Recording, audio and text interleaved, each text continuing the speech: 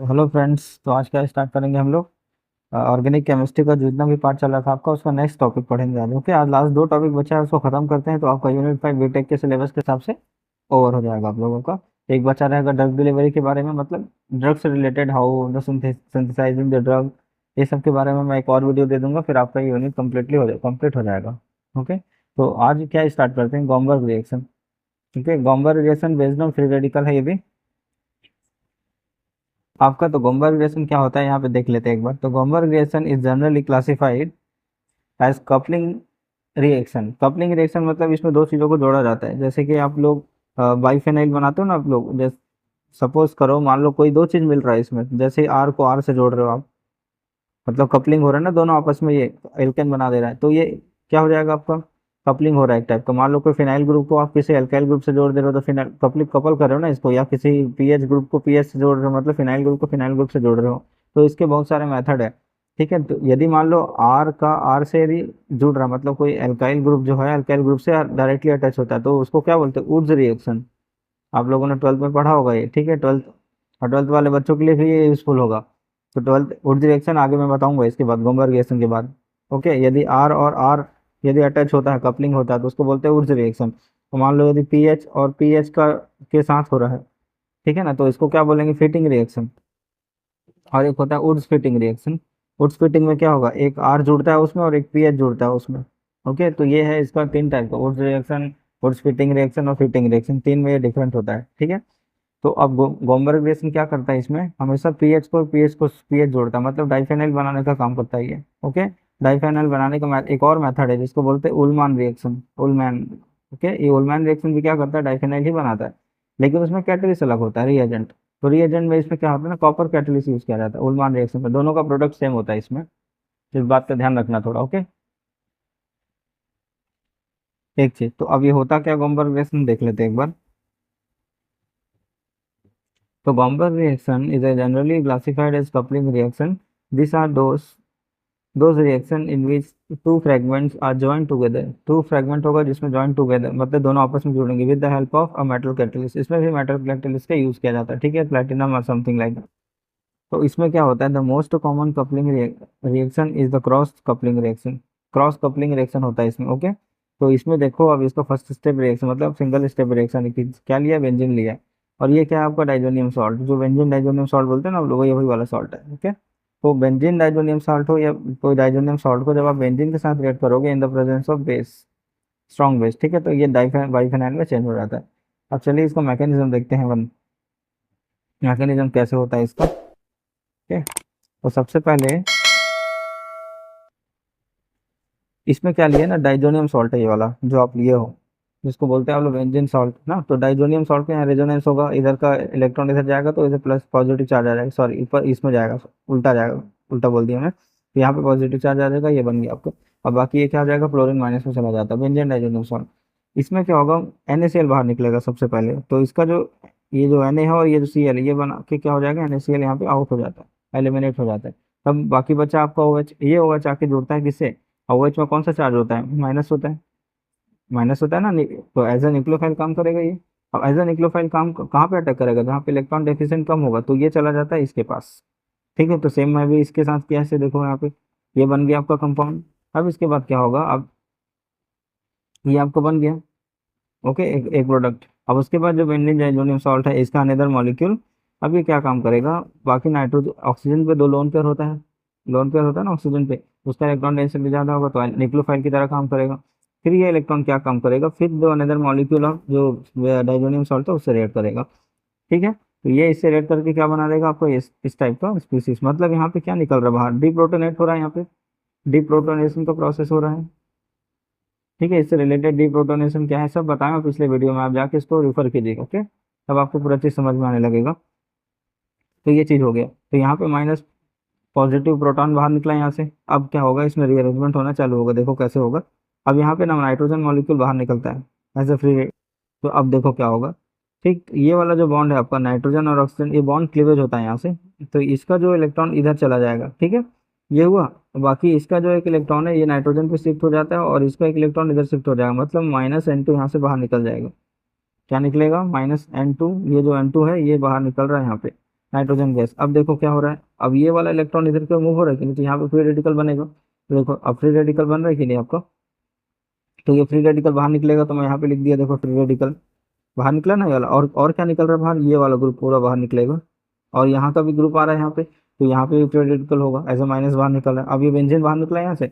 अब क्या होगा देखो, ये फ्री रेडिकल बेंजीन वाला बना। अब दूसरा आप उसका किसके साथ रिएक्ट करवा रहे हो, बेंजीन के साथ। बेंजीन डाइजोनियम सॉल्ट का रिएक्ट करवा रहे हो ना बेंजीन से, तभी तो बनेगा आपका। अब इसमें क्या होगा, इसमें डबल बॉन्ड का शिफ्टिंग होता है यहाँ पे देखो। ओके, तो इसमें क्या होगा, ये वाला फ्री रेडिकल और ये वाला ये आके अटैच, मतलब यहाँ पे आके अटैच करेगा वो, या मतलब क्या बोल सकते हो आप, अटैक करेगा इसमें। ओके, तो कौन सा कंपाउंड फॉर्म होने वाला, ये वाला।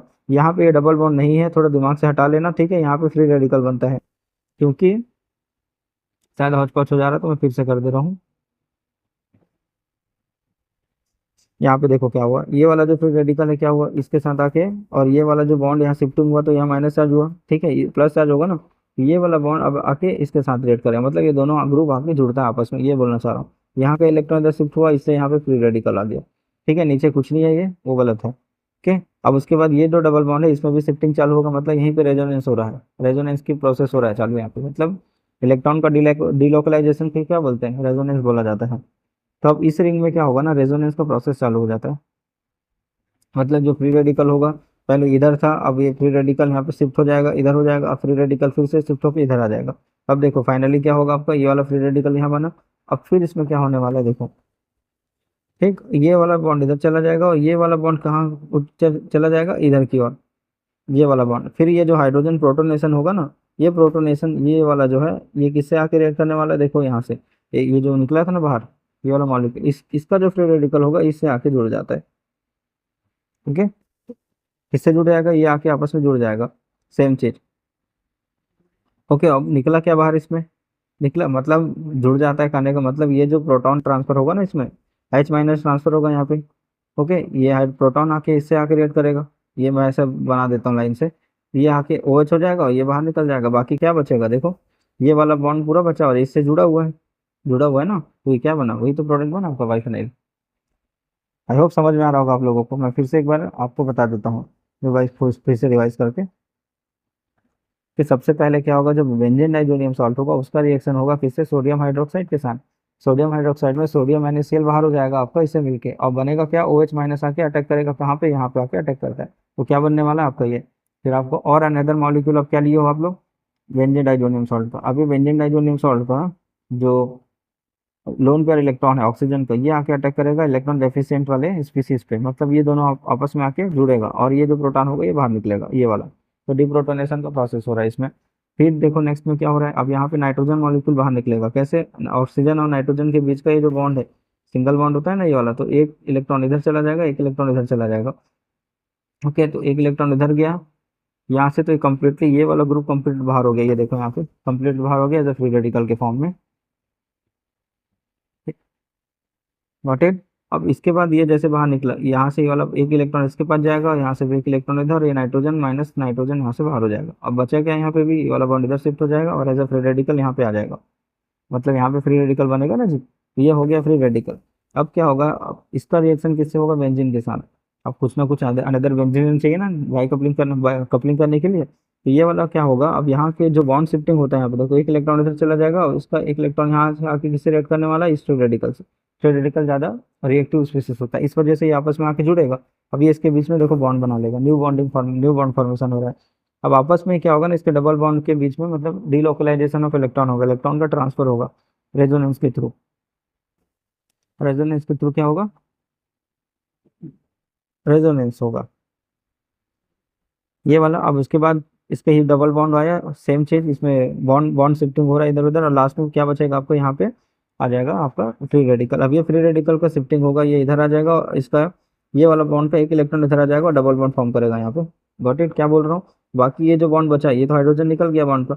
अब ये हाइड्रोजन आके किसे रिएक्ट करता है, आपके इस वाले मॉलिक्यूल से, फ्री रेडिकल से, ये वाला मॉलिक्यूल से, यही हो जाएगा फ्री रेडिकल। अब क्या हो जाएगा, ये आपस में क्या निकल जाएगा, ये सेम चीज बाहर निकल जाएगा। अब बचेगा क्या, ये दो तो बच रहा है आपका, कौन कौन सा बच रहा है देखो,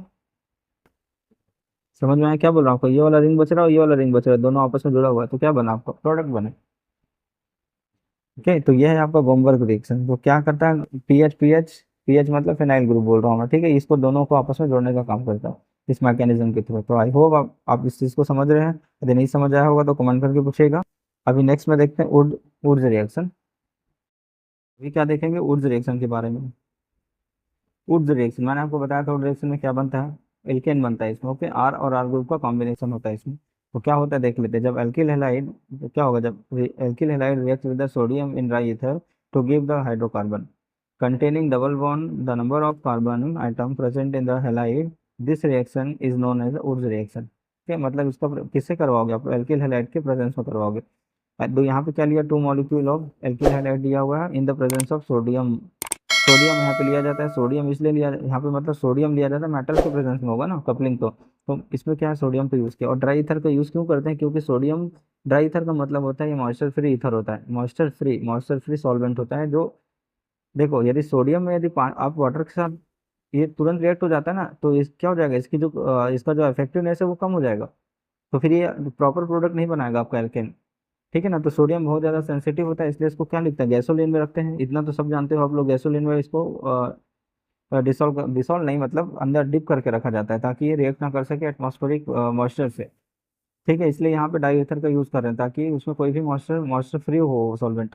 अब इसका रिएक्ट बनाने से क्या होगा, यहाँ पे -Na और X बाहर निकल जाएगा आपका, और आपका एल्केन यहाँ पे फॉर्म होता है। ठीक है, चलिए अब इसको मैकेनिज्म देखते हैं। इसका इजी है mechanism as compare to other name reaction mechanism. ठीक है, मैकेनिज्म में क्या होगा, जो सोडियम होगा ऑब्वियसली क्या करेगा, यहाँ पे ऑक्सीडेशन का प्रोसेस होगा। तो Na से क्या निकलेगा, एक इलेक्ट्रॉन निकलेगा, Na+ में चेंज हो जाएगा और इलेक्ट्रॉन यहाँ से निकल रहा है, मतलब ऑक्सीडेशन का प्रोसेस हो रहा है। तो इसके फर्स्ट स्टेप में क्या होगा, जो आपका ये जो एल्किल हैलाइड है इसमें क्या होगा, देखो ये इलेक्ट्रोनेगेटिविटी वाला आइटम है ज़्यादा आपका X, और ये एल्काइल है, तो यहाँ पे क्या हो जाएगा, यहाँ पे पार्शियल पॉजिटिव चार्ज, यहाँ पे पार्शियल नेगेटिव चार्ज आएगा। तब ये इलेक्ट्रॉन क्या काम करेगा, आपका इलेक्ट्रोफाइल की तरह, और ये आके इससे अटैक करेगा। देखो यहाँ पे किया हुआ है। और बाकी ये हैलोजन क्या हो जाएगा, एलिमिनेट हो जाएगा यहाँ से। तो जैसे इलेक्ट्रॉन यहाँ पे आया, ये आके बनाएगा यहाँ पे फ्री रेडिकल। फ्री रेडिकल और प्लस क्या हो जाएगा, एक्स यहाँ से माइनस बाहर हो जाएगा, इसी को क्या बोलते हैं, फ्री रेडिकल। तो it is highly reactive in nature, मतलब in nature due to the presence of unpaired electron. Unpaired electron की वजह से बहुत ज़्यादा रिएक्टिव होता है। अब ये क्या काम करेगा, सोडियम के प्लस से रिएक्ट करेगा, जो भी बताया मैं आप लोगों को। ये वाला क्या काम करेगा, इस सोडियम के साथ रिएक्ट करेगा और आपस में जुड़ जाएगा ये। ओके, तो क्या बना रहा है आपका, ये सोडियम इसके साथ कपल्ड हो गया। अब इसके थर्ड में क्या हो जाएगा, इसका तो थर्ड स्टेप क्या होगा, ये दोनों चीज बना। अब ये जो Na होगा ये X को लेके बाहर हो जाएगा, और R आपस में जुड़ जाएगा। ये होता है इसका मैकेनिज्म, एकदम सिंपल है। ओके, तो ये बना आपका एल्केन, R जिसको बोल रहे हो आप लोग। ठीक है, तो आगे देखते चलो और क्या लिखा है इसमें। तो important point of Wurtz reaction, तो उसके कुछ कुछ इंपॉर्टेंट पॉइंट है जो पढ़ लेते हैं एक बार। ओके, तो फर्स्ट में क्या है, the reaction medium should be moisture free. अभी जस्ट बताया मैं आप लोगों को, moisture free and oxygen oxygen free भी होना चाहिए, otherwise sodium will be destroyed by treating with the water molecule and oxygen molecule as shown below. जैसे कि मैंने थोड़ी देर पहले बताया कि इसको जो मॉइस्चर में ऑक्सीजन हो गया, वाटर हो गया, इसको उससे बचाना है इसको। यदि मान लो सोडियम वाटर से रिएक्ट करेगा तो सोडियम हाइड्रोक्साइड में बन जाएगा, और वाटर मतलब हाइड्रोजन गैस यहाँ से बाहर निकलेगा, तो उसकी एफिशिएंसी कम हो जाएगी। और सोडियम ऑक्सीजन से रिएक्ट करके सोडियम ऑक्साइड बना देगा। तो देखो, तो इस मतलब प्रॉपरली आपका रिएक्शन नहीं होगा उस समय, इसलिए इसको अवॉइड करना है आपको मॉइस्चर से या ऑक्सीजन से। ओके, और दूसरा क्या बोलता है इसमें, methane can not be prepared using this Wurtz reaction. Methane को आप नहीं बना सकते इसमें। ओके, एक चीज़ याद रखना, याद इसको एमसीक्यू के लिए भी याद रखना आप लोग, बहुत इंपॉर्टेंट होता है यहाँ पे। Methane can not be prepared by using this Wurtz reaction and symmetrical alkane having even number of carbon can be prepared is better yield using the Wurtz reaction। तो जो भी symmetrical alkanes है या फिर जो even number of alkanes हो, उसको prepare करने में ज़्यादा इजी होता है इसमें। और क्या चीज़ है इसमें, tertiary alkyl halide does not give good yield are due to the steric repulsion among the alkyl group. तो इसमें टर्सरी अभी आप नहीं बना सकते। ओके, तो ये इसके कुछ कुछ इंपॉर्टेंट पॉइंट है। और अभी तक आप लोगों ने चैनल को सब्सक्राइब नहीं किया तो सब्सक्राइब करें ताकि आप लोगों को अपडेट मिलता रहे। ओके, 11-12 का पूरा वीडियो है वहाँ पे अब आपको देखने मिलेगा। ठीक है, तो चलिए, यदि कोई डाउट होगा तो आप पूछिएगा। तब तक के लिए थैंक्स, मिलते हैं नेक्स्ट वीडियो में।